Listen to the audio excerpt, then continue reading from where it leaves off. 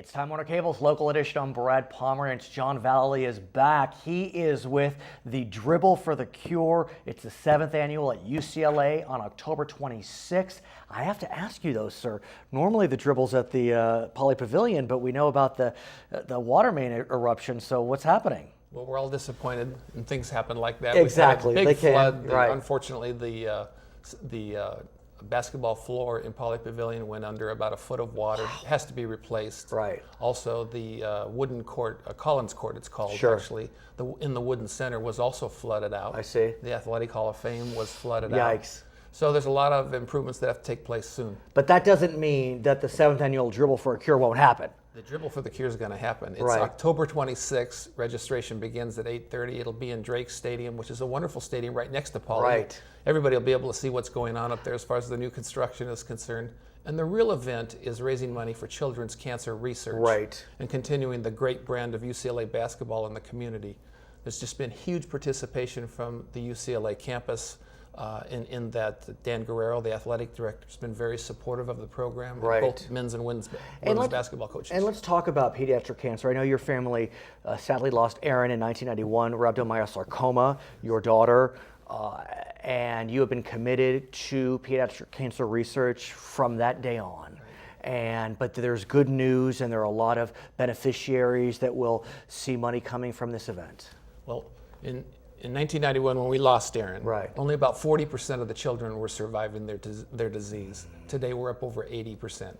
We still have a little longer road to travel, Right. but we are making a difference, and we are funding some top quality research, both at Mattel Children's, MD Anderson Cancer Center, New York Medical College, and also Children's Hospital Los Right. Angeles. What's interesting is there's so much devastation and despair when you hear about a child receiving that diagnosis. But I have learned that for whatever reason, children's cancers can be beaten, oftentimes more easily than an adult cancer. Absolutely. The children have vibrant systems, and we've learned how to take a T cell, the killer cells Right. that are in the immune system, regenerate them or re-engineer them so that they can be put back into a blood system and go after those cancer cells. Stem cell transplants, of which I'm a part of. I'm a recipient I know, of. right? You're a cancer survivor. I'm the recipient Is that of it. double cancer survivor? Is that right? Or once or twice? I went through 2 stem cell transplants. That's what it is. The second one was with an unrelated donor, Mr. Hofmeister from Germany. I love it. Doesn't speak a word of English. Have you met him? I have. He stayed at my house for a couple of days. His daughter interpreted in that she speaks both German and English. Right. So his DNA and immune system, his stem cells dominate my system today. I'm 8 years out, cancer-free now, and I'm living the life that scientists and had been producing years ago in their research. That's phenomenal. So last year at the 6th annual, there were over 500 participants, raised about $167,000. That's a lot of money. For those that have not been at the event, tell us about it. It's a lot of fun. Well, first of all, I have to tell you that we've had about a little over 4,000 people participate in these first 6 years.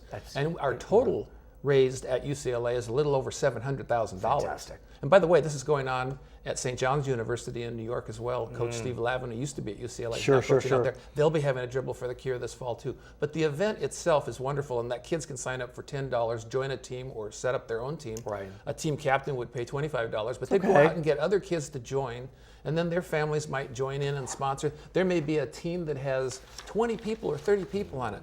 Our greatest individual fundraiser last year was a fellow named Zach Senator. He's a junior in high school. I know Zach. He lost his brother to cancer. His sibling, correct. Yeah.